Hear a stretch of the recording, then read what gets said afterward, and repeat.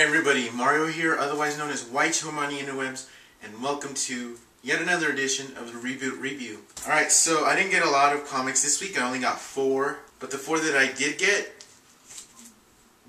molto bene. Alright, so without further ado, let's get to it. Start off with Batgirl number 2. Alright, well, I have to say, of the 4 that I got this week, this is the one that has most improved since its first issue. I gotta tell you, the first issue of Batgirl was a serious letdown. I just felt the writing was subpar, the plot was paper thin, the monologue was whack, and the lack of an explanation for a very critical element to Barbara Gordon is inexcusable. Needless to say, Batgirl was pretty much on notice, and if it didn't really do anything in its second issue, I would be done with it. I would drop it. Well, I'm happy to say that the second issue pulls through. Now, it's not exactly a home run, but it is far better in terms of writing than issue 1. The action happens. We see Batgirl determined to make up for her rather silly mistake at the end of issue 1.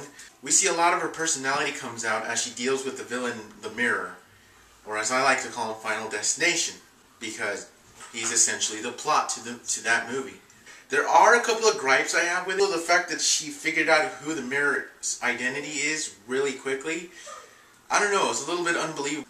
The whole issue, they basically tried to tell us that Barbara is really smart, and that she's smart, and that she'll figure it out because she's smart, and that she'll beat the Mirror because she's smart.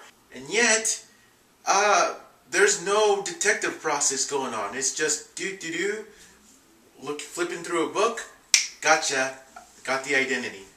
I don't know, it just seemed like a little bit of a cop-out to me. Although I have to say that the Mirror, despite his rather lame MO, has a rather psycho reason for doing what he's doing. Although, quite understandably, I guess if you went through the same thing, maybe you'd snap in a similar fashion. I can't wait to see how this plays out. I obviously want to see how things end up between Batgirl and the Mirror and see what becomes of it. So I'll stick around for a little bit. Congratulations, Batgirl. You got a reprieve. Alright, we move along now to Batman and Robin number 2. So, once again, another solid issue. The dynamic between Bruce and Damian, and Bruce's reasons for having Damian around are made very clear. I mean, if they weren't clear enough before, they're pretty clear now. Also, we get to see that Damian's internal self clashing between nurture and nature, struggling between Talia's initial training, or rather programming, and Bruce's training. A clash of ideologies are happening with Damian, and it's still unclear to figure out which way it'll go. And I like that. I like the unpredictability of Damian, and I like the fact that he's not sounding like a spoiled brat the whole time. So we find out a little bit about the villain, Nowhere, and we somewhat get an idea of why he's doing what he's doing. I do like the line that he used comparing Batman Incorporated to McDonald's, like a franchise. It was below the belt, and it was pretty clever, actually. Peter Tomasi, solid writing as usual, both with the characters and the overall storyline. The artwork is it has a noir feel. I've noticed. I didn't know quite to describe it when I got issue 1, but after reading issue 2, I was just thinking noir, off the top of my head, noir. And it has very much a feel of noir. The theme of Batman and Robin is family, the father and son dynamic specifically. The whole thing with Batman Incorporated and Nowhere is really just the B storyline. I have no complaints. And once again, Batbook knocks it out of the park, and I can't wait for issue 3. Next up, Green Lantern number 2. Is it wrong for me to say that I think Sinestro is super cool? Like, as a character, I'm starting to understand his reasons for being the way he is and for doing what he's doing. I really don't have a problem with it. I was browsing a message board, and some people were really digging Sinestro, and some people just absolutely loathe him. I don't understand those people. I think he's more of a fleshed out character than even Hal Jordan. And that's a huge deal for me to say, because I really like Hal Jordan. and we do get to see him back as a Green Lantern, sort of. I'm not going to spoil anything, but it is rather clever how that plays out.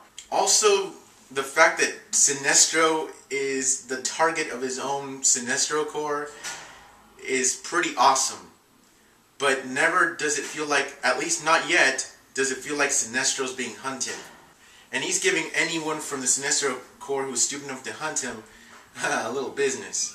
That's really cool. This issue is, we can already tell what it's building up to, at least in the immediate future. I can't wait to see what is in store for this series. I read an article detailing some things about the future of the Green Lantern books, and for the most part, I am all kinds of excited. This is a book that I enjoyed since issue 1. This is the book that, yes, it wasn't exactly accessible to new readers, but you didn't have to do a lot of reading to get the full story. And once I got caught up in the storyline and the overall plot, I'm hooked. I'm super excited. Jeff Johns, fantastic writer. Love the artwork by Doug Mankey. Cannot wait for issue 3. Definitely. And finally, Batwoman #2. Well, the short version, writing solid, artwork is just tremendously awesome, glorious, spectacular, mind-blowing. It is still the best artwork I've seen in the comic series. The storyline is kind of creepy too. We get to see more of the villain in this one. Woo, yeah, the artwork just makes things just so creepy. And if it was any other Bat book, I guess for Batgirl or even Batman, I don't think it would work as well. But since Batwoman, since Kate Kane is still a rather new character in the DC universe, all bets are off here, and I'm digging it.